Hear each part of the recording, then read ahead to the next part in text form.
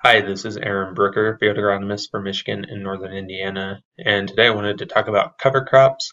I know a lot of us are finishing up with our cash crop decisions and moving on to cover crops if you've got that in the plan for your farm this year. So I wanted to point out this resource, the Midwest Cover Crops Council, that's a really great resource for cover crops. If you go to MCCC here, mccc.msu.edu, and go to this website. There's a lot of information on cover crop recipes, getting started with cover crops with management. There's different species information for different states where you live. And then this other resources tab, there's a lot of research that has been done on cover crops, and a lot of the information that this site uses comes from the research that you can find here.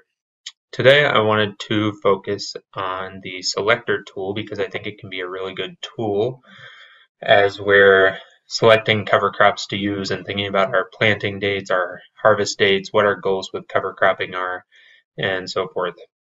So select that Selector Tool and then click on Row Crop Tool, and it will take you to this cover crop decision tool. Now with this tool, it's fairly self-explanatory, but I wanted to walk you through it and show you how to use it. So go to select your state, and I'm going to select Michigan where I live, and we'll select a county. So I'm going to go somewhat within our northern growing region to Gratiot County, and we can just stop there for now and find cover crops, and it will give us a list of cover crops and the dates that those can be seeded. So this green up here shows reliable establishment. So anything in green down here, you could expect that for that state and county, you'd get reliable establishment if you seeded during that time frame. With this yellow, you could still seed then, but certain species are going to be a little bit more at risk to freeze or moisture issues, and that could be a problem with those species, such as the spring barley here that I've highlighted. So you can scroll down through there, look at all the species and when they can be seeded. You can also group these by the type of cover crop, or show the type of cover crop, and then you can also group by that type of cover crop. So it'll start with your grasses, moving into your legumes, scroll down here, brassicas, broadleaves, and then your cover crop mixes. So you can group that way as well. So we'll click on revise our requirements here. We'll stay with Michigan in Gratiot County, and we'll look at some goals.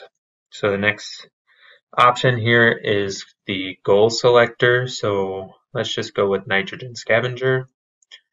Update our results, and now you'll see that it has ranked them based on the ability to scavenge nitrogen. So a 4 is excellent, 3 is very good, 2 is good, 1 is fair, and 0 is poor. So as we look down through here, we start with our 4s with our grass species because we have it sorted, then our legumes, brassicas, and broadleaves. If we deselect that option, it'll just give us an overall ranking here with all of our grasses, then our number 3s, number 2s, and everything is ranked at least a 2 here for nitrogen scavenger. You can add additional goals, so we'll just go ahead and do that. Let's just do erosion fighter here and update our results. And now you can see that we have an additional criteria here. So we have cereal rye, that's a 4 for nitrogen scavenger and a 4 for erosion fighter, and that's going to be our best species for these goals because everything else is a 4 and a 3, or a 3 and a 4, and then we get down into 3s and 2s, and then we've got soybeans would be a 2 and a 1 as far as fighting erosion. So we can go up here to revise our requirements, and we're just going to get rid of these goals for now. Just refresh the page there. So we'll select Michigan. We'll go a little bit further south this time. We'll go to Cass County in Michigan. And the next feature here, we can select our cash crop. So let's just go with wheat, and we'll select our planting. Actually, we'll skip a planting date on wheat because that's going to be in the year prior, so it's not going to matter for this. And then if we select a harvest date, we'll go over here, we'll select July 20th, and we can find our cover crops. So this will have all of the same stuff. It'll have the green bars, the yellow bars, everything. All it did was add this shaded area, and that's when our wheat is in the ground. After that wheat comes off, this is when we can seed our cover crops. So you can see here with wheat, not surprisingly, it's harvested early. Pretty much any cover crop goes. This is the opportunity to do a lot of our multi-species, a lot of our mixes. You can really get creative here with the timing that wheat is harvested. Now, what if we switch to grain corn? We'll select our planting date. We'll go with May 1st. We'll harvest that corn October 15th, and then we'll update those results. You can see our shaded area moved, and now we've just got winter barley, we have cereal rye, winter triticale, and winter wheat.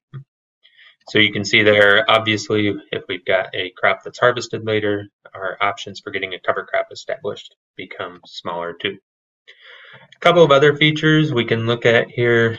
So drainage options. So as I said before, some species are going to be sensitive to different water, environmental conditions. So you can select if you've got a poorly drained soil, maybe that might be a good option for, might not be a good option for certain cover crop species. Flooding options might be difficult for certain species as well. So those are options you can do too. And then the last things I wanted to show you, so we do have this yellow diamond here, and that shows us our fly-free date for the crops that's an issue with. So our winter wheat, for example, in Cass County shows our fly-free date. Anytime after that is safe for that fly-free date. And the last icon on here is this blue snowflake icon, and that just shows us species that are suitable for frost seeding. So I know many wheat growers in Michigan often frost seed red clover, and it just shows us those species that are suitable for that. Just some general recommendations on cover crops, especially if you're just getting started out. I always recommend starting small. Don't just plant cover crops on your whole farm right away.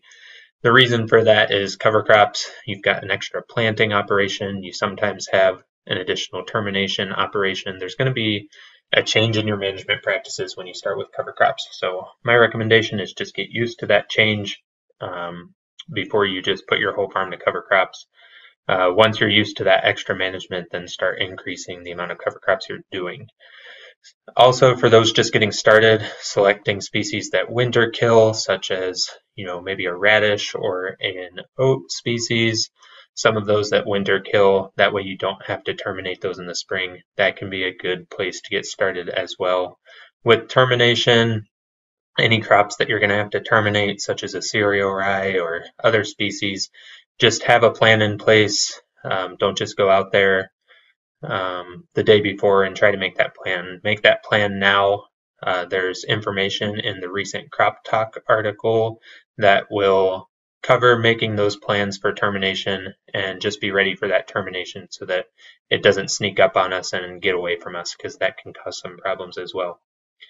With that, let me know if you have any questions, or reach out to your local Beck's representative if you have any questions, and we are happy to help.